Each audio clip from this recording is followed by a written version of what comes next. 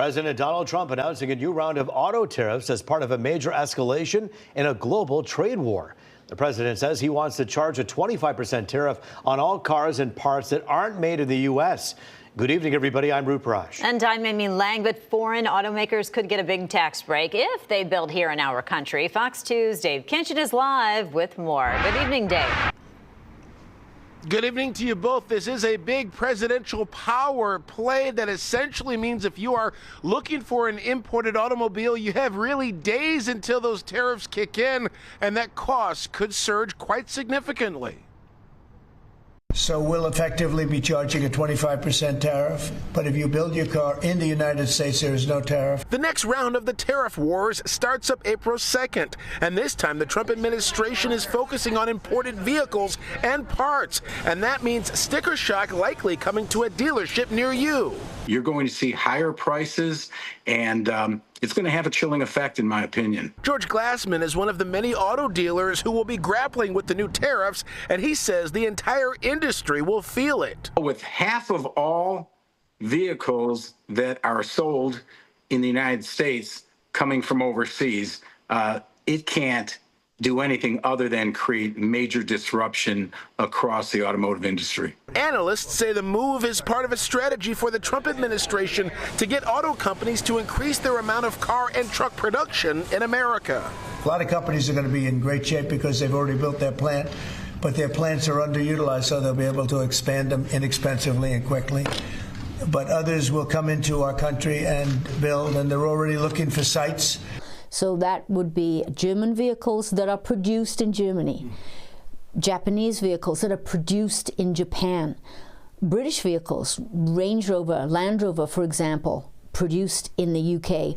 All of those vehicles will have a 25% tariff. But that doesn't automatically give the Detroit Three the advantage, according to Jan Griffiths, a former auto supplier executive. At first, you might think, well, this is great news. Well, everybody's going to buy U.S.-made vehicles. The catch is a significant amount of the vehicles sold in the U.S. by the big three are actually made in Mexico and Canada. And as far as we know, they will be subject to the 25% tax. What's more, if the tariffs stay in place for several months, just as some economists see a recession on the horizon, that could mean bad news for auto workers in our area. Then I think that the combined effect of those two things could be significant on auto jobs in the United States, and you could see some sizable layoffs across all three companies.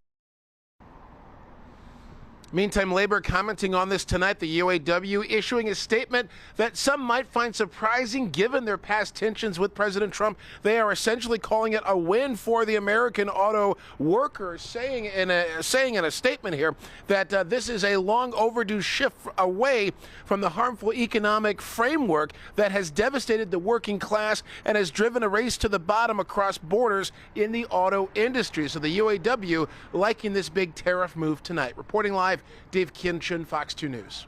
Yeah, it's interesting you mentioned those cars that are made by American companies in other countries, like the Mustang Mach-E, the electric Mustang, several Chrysler minivans, Buicks. So many of them are American-based companies that have factories in other countries. And I know this president wants them to come back home and build here, but it's going to take some time. And in the meantime, that cost is going to be passed on to the consumer. Yeah, and you know, these are big commitments certainly for these automakers to build facilities anywhere, certainly to build them back at home, and they certainly want to make sure that there's a return on that big investment. A lot of analysts have pointed to a lot of the money that was spent in building the EV battery plants and so forth, and then they're seeing kind of a drop in EV sales, or folks leaning maybe more towards hybrids and that sort of thing. So yeah, there's definitely a big question there on how the automakers are seeking to find that return long term. Well, certainly a big story across the entire country and the world, but one that hits us very close to home here in Metro Detroit. Good work out there. Dave Kinchin for us live tonight.